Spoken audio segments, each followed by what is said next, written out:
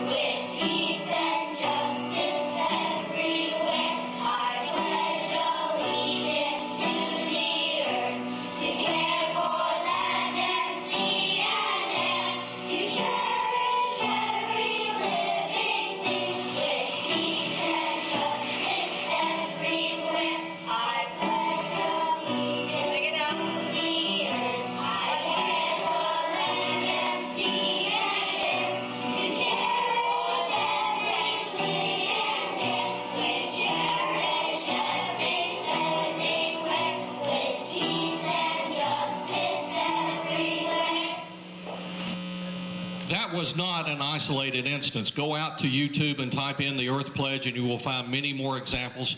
What Lincoln said, and I hate to quote Lincoln in the Deep South, but I do frequently, and he said that what is taught in the schools of today is tomorrow's reality. These children are being taught something entirely different. If you want to look up something that is, I think, applicable in this particular situation, look up janissary, because I really believe these are the modern day equivalent of a janissary. So now let me talk about Transition Initiative. This is Tennessee's first. Transition Initiative is actually a global movement, and this is Lewis County, Tennessee. We're going to use permaculture to transition to sustainable development. Now this is so big, this movement is, that they have their own magazine. Permaculture is merely the combination of two words, permanent agriculture. So the people in Hohenwald in Lewis County are saying they no longer want to produce goods and services, manufacture goods and services. They want to remain a permanently agricultural society. Here now is a proclamation signed. Now there's many of these transition communities across the country, but I have specifically picked up on this one because the elected officials have signed this document. Now, that's one of the handouts, by the way, and it says right here that whereas the emphasis of local sustainability can only be accomplished if the individual accepts the edicts, the principles of sustainable development, and inspires their neighbors to do the same thing.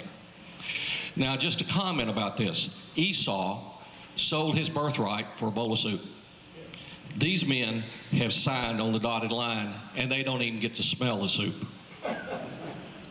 Now, it's unfortunate that we don't recognize what our elected officials are doing, and I really don't believe they know what they have done. Okay, so now here, this is one thing that every community is going to adopt. This is another handout. This is the city of Calgary. They've had sustainable development much longer. So now think about Lewis County or your community that adopts a comprehensive plan. You're going to have a sustainable procurement policy before it's all over with. And here now is the sustainable, environmental, and ethical procurement policy for the city of Calgary. And we talk about the triple bottom line. Triple bottom line is a measurement of either the individual, the communities, or regions scorecard, if you will, because we actually will have a numerical scorecard to determine your ecological footprint, your social footprint, and your environmental footprint. So that will be then rolled into other aspects for the region. Here now is the triple bottom line referencing that. So every community, every business that does business with the city of Calgary has to adopt the triple bottom line. And it goes on and even says that businesses that do business with the city of Calgary also have to adopt the triple bottom line assessment. Now, in their definitions, they talk about the Universal Declaration of Human Rights. Now, in the beginning, I talked about the Creator has granted certain unalienable rights to us. It is self-evident. In other words, no one has to tell you that the Creator has done this. It is self-evident in the first published document of the American people that our rights come from the Creator.